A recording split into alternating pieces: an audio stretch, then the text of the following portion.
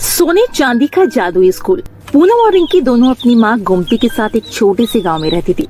रिंकी जब बहुत छोटी थी तभी उसके पिता का देहांत हो गया था। गोमती किसी तरह दूसरों के घरों में काम करके अपने घर का खर्चा चलाती थी। पूनम बेटा, मैं मालकिन के घर जा रही हूँ, तुम अपना और रिंकी का ध्यान रखना। ठीक है माँ। माँ, आज तो आते वक्त मेरे लिए जलेबी लेकर लाओगी ना?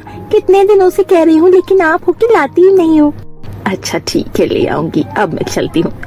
इतना कहकर गोमती चली जाती है। पूनम घर के कामों में लग जाती है और रिंकी बाहर खेलने चली जाती है। अरे कोमल और चांदनी आज खेलेगी नहीं क्या?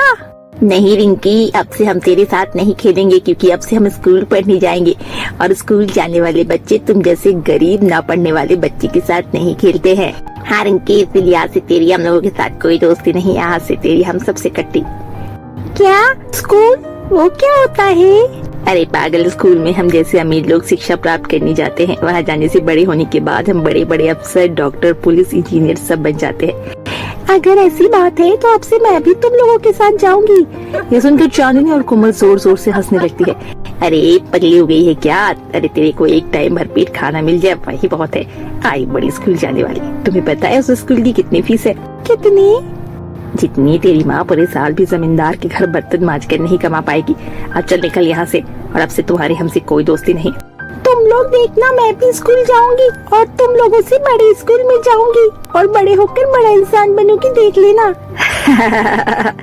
सपना अच्छा है लेकिन ये सब तुम सिर्फ सपनों में ही कर सकती हो, हकीकत में नहीं। अब चल भाग यहाँ से।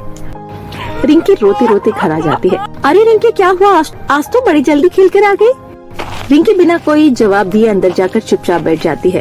क्या हुआ रिंकी, किसी से तेरी लड़ाई हुई या किसी ने कुछ कहा? लेकिन रिंकी फिर भी कोई जवाब नहीं देती। शाम को गोमती काम पर से जब वापस आती है तो रिंकी के लिए एक जलेबी लेकर आती है। रिंकी बेटा, ये देख, तू कब से जलेबी की जिद कर रही थी ना, आज मैं तेरे लिए मालकिन से एक जलेबी मांग कर लाई हूँ। मुझे कोई जलेबी नहीं खानी है। अरे रे, ये क्या हुआ? मेरी बेटी को दीदी ने डांटा है क्या? क्या हुआ बेटा? जब से शाम को बाहर से खेल कर आई है तभी से उसका मुंह बना है माँ। मुझे तो कोई जवाब नहीं दे रही। अब आप ही इससे पूछ कर देखो, शायद ये आपको कुछ बता दे। रिंकी बेटा, क्या हुआ बता मुझे। माँ, मुझे भी कोमल और चांदनी की तरह स्कूल जाकर बहुत बड़ा इंसान बनना है। मुझे भी पढ़ने जाना है माँ। लो देख लिया ना माँ, और इसे बाहर खेलने भेजो। मैं पहले कहती थी ना, बाहर के बच्चों को देखकर घर आकर यही सब उठपटांग जिद करेगी। आप पूरा करो इसकी जिद, कहाँ से करोगी? रिंकी बेटा, तुझे तो पता है हम कितनी मुश्किल से एक वक्त का खाने का पैसा जुटाते हैं। अब ऐसी हालत में हम तुम्हें पढ़ने कैसे भेज सकते हैं? वहाँ तो पढ़ने के बहुत ज्यादा पैसे लगते हैं। ये तो बहुत गलत बात है ना माँ। शिक्षा सिर्फ अमीर बच्चों के लिए नहीं है। शिक्षा प्राप्त करने का हक सभी को बराबर होना चाहिए। जिसमें काबिलियत हो, नौकरी उसी को मिलनी चाहिए। लेकिन जब हमें शिक्षा ही नहीं मिलेगा तो हमें नौकरी कैसे मिलेगी? फिर तो सारा जीवन हमारा ऐसे गरीबी में गुजर जाएगा। हाँ बेटी, हम गरीबों की किस्मत पहले से ही लिख दी जाती है। हम गरीबों की किस्मत में गरीबी और भूखमरी के सिवा कुछ नहीं लिखा। अब ये सब छोड़ और चल खाना खाते हैं। उसके बाद सभी खाना खाने बैठते हैं। माँ, ये कैसा खाना है? सूखी रोटी? भला रूखी रोटी कौन खाता है? माँ, इसकी जुबान बहुत ज्यादा चलने लगी है। बैठे बैठे खाने को मिल रहा है तभी चर्बी बढ़ती जा रही है। सुन रिंकी, अब कल से तू घर पे रहकर सबके घर घर नहीं जाएंगे। अब तो कल से मेरे साथ जंगल में लकड़ियाँ चुनने चलेगी, तभी तुझे पता चलेगा गरीबी में पैसे कैसे कमाते हैं। अब चुपचाप से ये रोटी खा ले, वरना ये भी नहीं मिलेगा। नहीं मिलेगा तो ना सही, मैं भी गरीबों की तरह ये सूखी रोटी नहीं खाऊंगी। कल से मैं भी मेहनत करूंगी और पेट भर मनपसंद खाना खाऊंगी। उसके बाद रिंकी अपनी थाली की रोटी उठाकर बाहर कुत्ते को दे देती है। अगले दिन रिंकी अपनी दीदी के साथ जंगल लकड़ियाँ चुनने जाती है और लकड़ियाँ चुनकर उसे बाजार में बेचती है। देख रिंकी, कितनी मेहनत से ये पैसे आते हैं। रिंकी, हम तेरे दुश्मन नहीं हैं, हम भी चाहते हैं तुझे एक अच्छी जिंदगी मिले। लेकिन रिंकी, हम गरीब हैं, हम तेरे लिए चाहकर भी कुछ नहीं कर सकते। लेकिन आज तुमने जो ये काम किया है, इससे मैं तेरे लिए बढ़िया खाना जरूर बना सकती हूँ। पैसे लेकर वो लोग बाजार की तरफ जा ही रहे थे। अभी वहाँ एक छोटी लड़की आती है। दे दे दे दे, मुझे बहुत भूख लगी है, मैंने 2 दिनों से कुछ नहीं खाया, कुछ पैसे दे दो। तभी रिंकी अपनी कमाई का सारा पैसा उस लड़की को दे देती है। रिंकी, तुमने सारे पैसे उस लड़की को क्यों दे दिए? तुम्हें पता है ना उन पैसों की हमें कितनी ज्यादा जरूरत थी। आज फिर से तुम्हें सूखी रोटी खानी पड़ेगी। कोई बात नहीं दीदी, अब मैं सूखी रोटी खा लूंगी। अगले दिन रिंकी जब पूनम के साथ जंगल लकड़ी चुनने जाती है तो देखती है एक प्यारी सी हिरन जख्मी हालत में पड़ी होती है। दीदी, ये हिरन तो काफी ज्यादा जख्मी है, हमें इसकी मदद करनी होगी। उसके बाद दोनों बहन मिलकर उस हिरन के घाव पर पट्टी करती है और जंगल से जड़ी बूटी तोड़कर उस हिरन के जख्मों पर लगाती है और उसे हरे हरे घास खाने को देती है। कुछ देर बाद अचानक से वो हिरन एक परी में बदल जाती है। ये देखकर दोनों बहनें हैरान हो जाती है। घबराओ नहीं, मैं इस जंगल की नीली परी हूँ। एक जादूगरनी मेरा पीछा कर रही थी, उसी से बचने के लिए मैंने हिरन का रूप लिया था, लेकिन एक शिकारी ने मेरा ये हाल कर दिया। पर तुम दोनों की वजह से मेरी जान बच गई। तुम दोनों का बहुत बहुत शुक्रिया। मेरी जान बचाने के बदले तुम दोनों मुझसे कोई भी मनचाहा वरदान मांग सकती हो। मांगो, तुम्हें क्या मांगना है? परी जी, ये तो हमारा फर्ज था, हमें आपसे कुछ नहीं चाहिए। पूनम, तुम मांगो, शायद तुम्हें किसी चीज की जरूरत हो। परी जी, वैसे तो हम अपनी गरीबी में बहुत खुश है, लेकिन मेरी बहन गरीबी में नहीं जीना चाहती।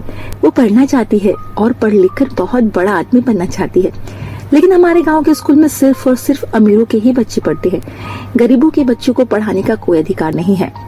मैं बस इतना चाहती हूँ आप कुछ ऐसा करें जिससे हमारे गांव में एक ऐसा स्कूल हो जहाँ गरीबों के बच्चे भी अच्छी शिक्षा प्राप्त कर सके और उस स्कूल से पढ़कर अपने भविष्य को उज्जवल बना सके। ये तो तुमने बहुत अच्छी चीज मांगी पूनम। ये लो, एक जादुई स्कूल है और ये गरीबों का स्कूल नहीं बल्कि अमीरों के स्कूल से 100 गुना अच्छा सोने और चांदी का स्कूल है। तुम इस स्कूल को ले जाकर खुली जमीन पर रख देना, ये अपने आप बड़ा हो जाएगा और अब से इस स्कूल में सभी गरीबों के बच्चे फ्री में पढ़ेंगे। इस स्कूल के बच्चों को खुद मैं पढ़ाऊंगी। मैं उन्हें अच्छी शिक्षा देकर गरीबी से बाहर निकालूंगी। आपका बहुत बहुत शुक्रिया परी। इसके बाद दोनों बहनें परी का दिया छोटा सा सोने चांदी का स्कूल लेकर घर आ जाती है और फिर खुले मैदान में वो स्कूल रख देती है।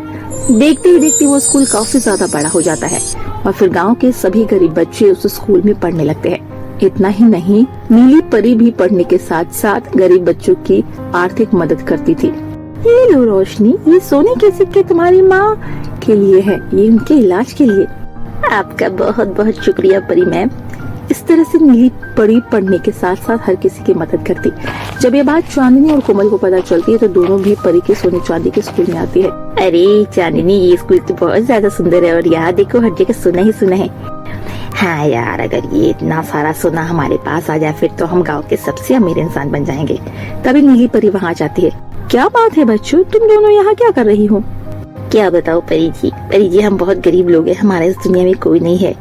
हमारे पास रहने के लिए घर नहीं है। हमें आप अपने सोने के स्कूल से कुछ सोने के सिक्के दे दीजिए जिससे हमारा गुजारा हो सके। हाँ परी जी, चांदनी बिल्कुल ठीक कह रही है, आप प्लीज हमारी मदद करिए। ठीक है, ये लो पैसे। कोमल चांदनी जैसे ही पैसे लेकर अपने घर आती है तो देखती है जहाँ उसका घर था वहाँ कोई घर नहीं है। उसके माता पिता बुरी तरह से कंगाल हो चुके हैं, उनका सब कुछ खत्म हो चुका है।